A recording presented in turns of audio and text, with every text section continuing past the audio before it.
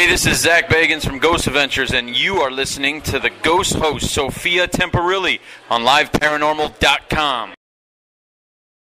Everybody up on stage here, come on! They look fantastic. Sophia, take it away, darling. Oh, she's gonna sign the entire. Oh, you got one? Okay, I'm gonna get this. Hi, how are you? I'm on. Fantastic. Hey everyone, welcome to the secondary cast of Ghostbusters panel. So everyone make sure you give them a great round of applause because their roles are so important in making a movie happen. So to start off, how does it feel for each of you to be a part of this great legacy of Ghostbusters? Overwhelming. I'm overwhelmed at how big it is this length of time. I would have expected this crowd 30 years ago, but not now. Very good. I can't believe 35 years later we're all sitting here with all of you. It's pretty gross. It took a while to get all this going. I mean, I've been waiting for, I guess, 35 years to meet you all. Hi, and thank you for watching me be Slimer, fighting against Dan. Everybody, thanks for coming out. I've been looking at the 30th anniversary. I worked on GB2 as Slimer, and I'm just happy to be with you all. And I love the fans, and they're probably the most amazing group ever, so thank you. My name's Tim Lawrence, and I worked on the first film with Mark Wilson as the short-horned terror dog on the steps of the Temple of the Gozer, but I was the feature shop supervisor for the second movie and also played Lindsay Scolari. And the day I got the phone number from the Vizier and asked him to come up and do that job was a day that changed my life. And I look out here now over all these people and I see all these uniforms and all this tech equipment, and I think, what an industry is built up around what we did 35 years ago. Hi, I'm Timothy Carhart, and this is just wonderful. I can't believe, celebrating this wonderful film, and you've all come out. What a blessing it is. You probably don't even know me. I played the Stiff opposite Sigourney Weaver. Thank you. Thank you. Thank you. Hi, I'm Jim Fye. I played the Jogger Ghost and Tony Scolari and the Statue of Liberty in Ghostbusters 2. This is an amazing event. It's so nice to meet you all. Thank you so much. John Bruno. I was Boss Film visual effects art director, designer. We designed sort of the creatures. We did all the creatures at the shop here in Marina Del Rey, here with Mark. And basically that was Slimer, first Slimer, Marshmallow Man. What else did we do? The Library Ghost, Terror Dogs. We shot all that here. None of us had any idea if it was working. But it was the most fun I ever had in a movie. Never ever thought there'd be this many people 35 years later to actually care. But it was, thank you guys. It's really quite cool.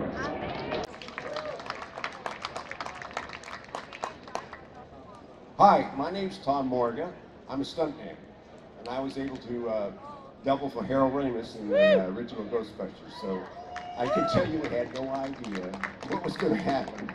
And it was great fun, and 35 years later, here you all are. I'm afraid of no ghosts, are you? Well, thank you all so much, for coming back and sharing the 35th anniversary with all of these incredible fans.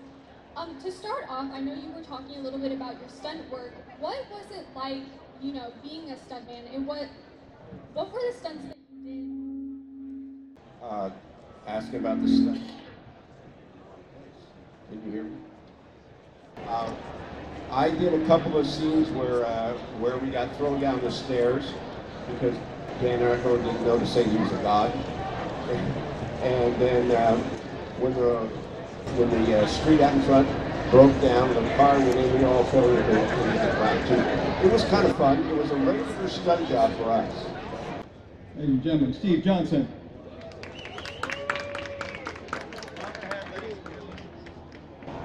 Model shop, feature shop, supervisor. Yeah, what are we doing? I came in late. We're introducing each other. Well, I made Slimer. I get out of tickets. Cops pull me over and they say, "How much have you had to drink tonight, sir?" And I say, "I made Slimer." And they're like, "Well, why don't you move along your way?" So yeah, that's me. Well, since you just joined us, can you tell us a little bit about how you were able to create Slimer and what gave you the inspiration while creating Slimer? Oh my God, really? Yeah. That is such a loaded question. There are children in the audience, right? I think you have to be careful here. Well, you know, it was the 80s. And what goes with the 80s? The early 80s, you're too young to know. That entire movie was drug-fueled. It wasn't just the effects people. Sorry, John. It was the writers, the directors, the actors. Where do you think those ideas came from? So a lot of the inspiration was very, very late nights at the studio, trying to do the absolute best job we could and fueling it with drugs.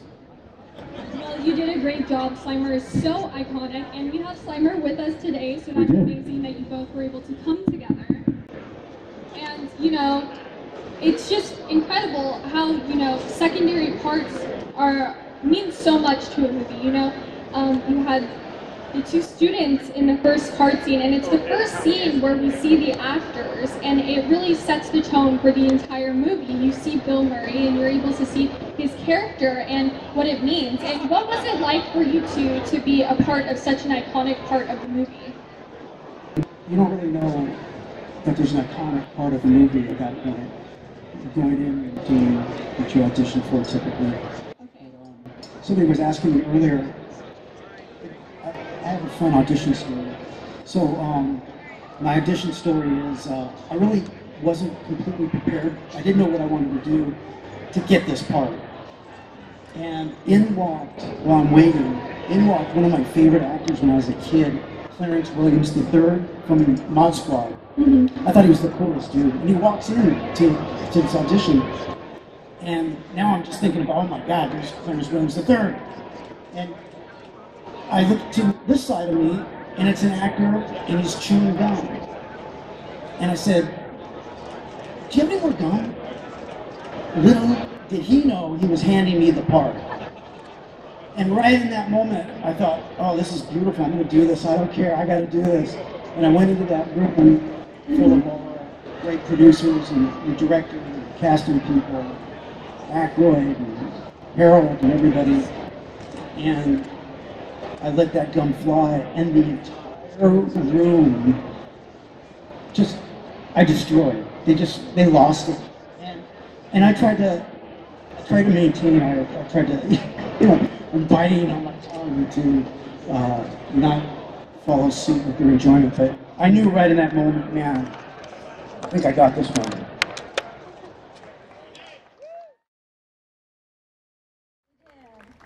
You did. Well, I kind of already knew it was going to be incredible, so it was just so much fun that day. It was, I didn't want it to end. You didn't either. We were in New York for a couple of weeks, I think. We were the cover set, and so we got to play and hang out in New York, and they brought us down to the set to see all the destruction on, I don't know what street that was. We were at Columbia University. Yeah, and we were at Columbia University, but it was just a few hours when the day finally came, a few hours of just having the greatest time, laughing so hard, and just going, wow, I'm getting paid for this. And, then you forget about it. And then the movie comes out, and I had no idea. So I'm still pinching myself. Ghostbusters is awesome. This is author Alexandra Holzer, and you're listening to Ghost Host Sophia Temperilli. Hi Hi, this is Jeff Belanger, host of 30 Odd Minutes, founder of GhostVillage.com, and author of lots of your favorite paranormal books, and you're listening to the Ghost Host Sophia on LiveParanormal.com. Boo!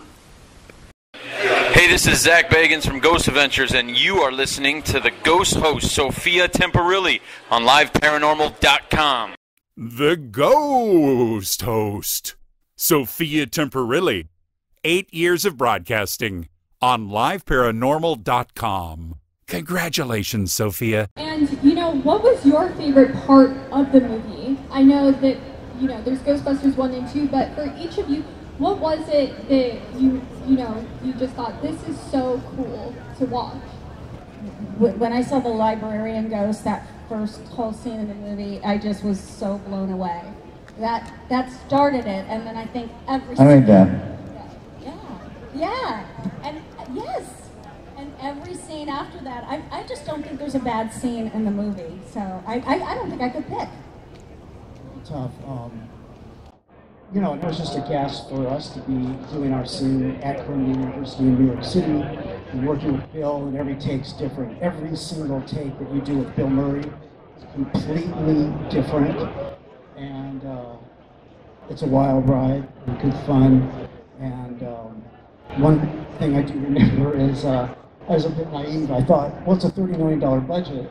And I walked in, I was thinking, this is a $30 million budget. So they probably got like a whole electronics thing to hook up to me, and wires, and shocked me. And they were like, no, you gotta act. So, all the director asked was, did you bring the gum? My name is Tony Cecere. I was the stuntman that was climbing the building on fire. And seeing him walk down the street and climbing the building, I thought it was pretty awesome. We shot it on a sound stage, I think in Culver City. It was a fake building that I was climbing, but I was really on fire. And a lot of people don't know, we did it 4 times. The secretary told me I didn't need to wear a fire suit inside stage because he made a fireproof so it wouldn't burn. The second time we did the fireproof, the head split open and the inside of the head caught on fire. So I was glad I wore my fire suit inside.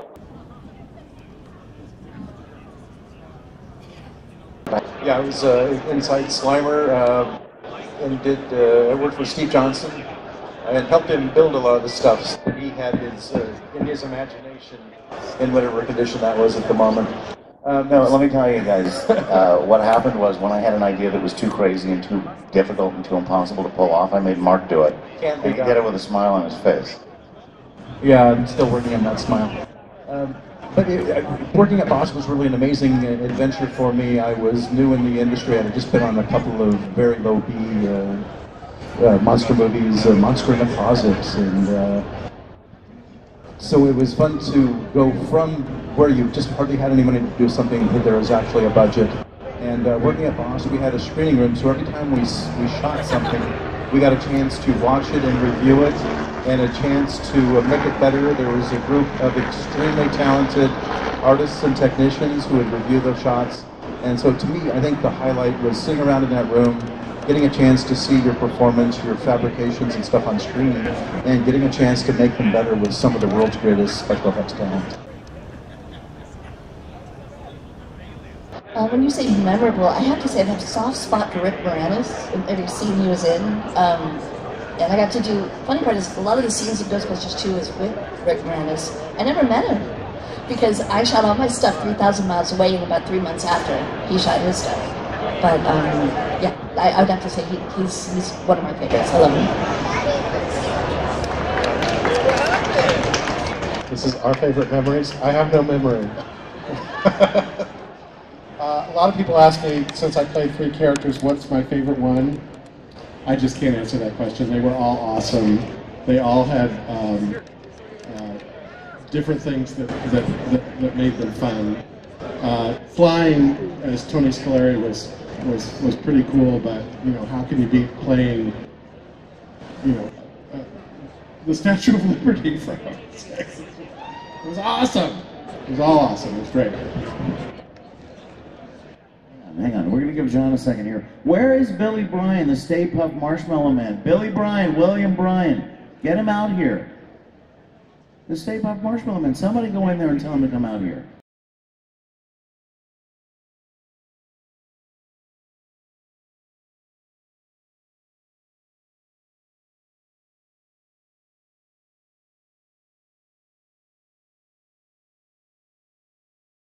And this is the Marshmallow Man. Ladies and gentlemen, Mr. William Bryan. But hang on, before we finish that. Hi there, everybody. Wait, no, shut up for a second. Everybody, we can't listen, forget it's Steve Johnson. Hang on, we can't forget Randall William Cook's involvement. He did the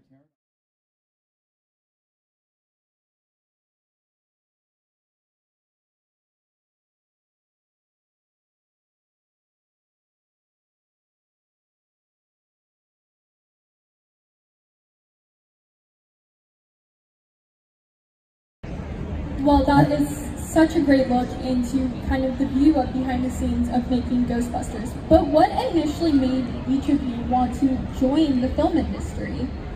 Richard Edlin. Richard Edlin is not here, but he is here. Richard Edlin's Boss Film Corporation was responsible for all of the effects that we did in this film. And also Fright Night and Big Trouble in Little China. And where's Richard? Let's bring him out of here. Richard Edlin, come on, big hand for Richard Edlin. Richard, get out of here. We got Billy Bryan out here, let's get Richard. But that's why I joined the company, because Richard Edlin is a genius. And he brought a stable of geniuses together and let us all do our best work. Richard. I joined the stunt industry, or the movie industry, when I was a young man, because you got to do things that you wanted to do as a kid and get paid for them. It was a wonderful industry. You had a great time. My wife said that she would divorce me if I wore a burning suit. She divorced me anyway, but it wasn't because I wore a burning suit. Let's see, what can I tell you? We came up with a lot of ways to build this suit. We argued about the right way to do it. Sometimes standard old methods. There we go. It's not easy with only 3 ladies.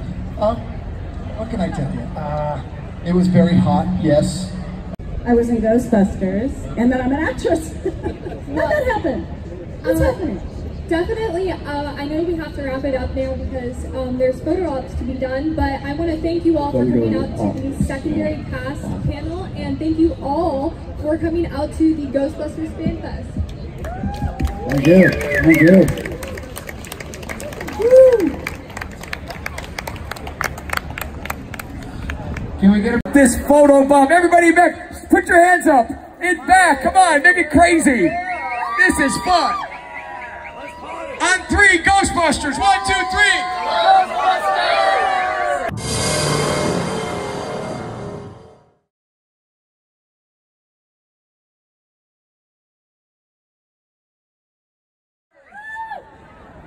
I'm loving it.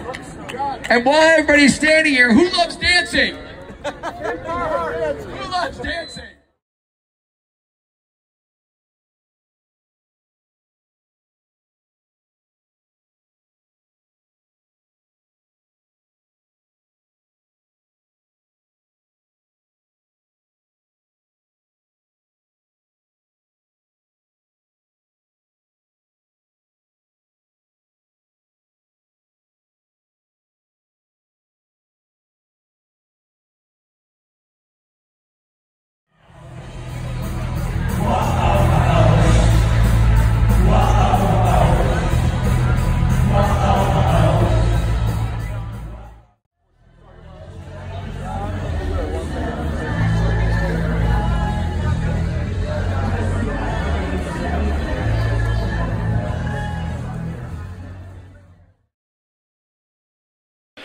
Hey, this is Zach Bagans from Ghost Adventures, and you are listening to the Ghost Host Sophia Temperilli on LiveParanormal.com.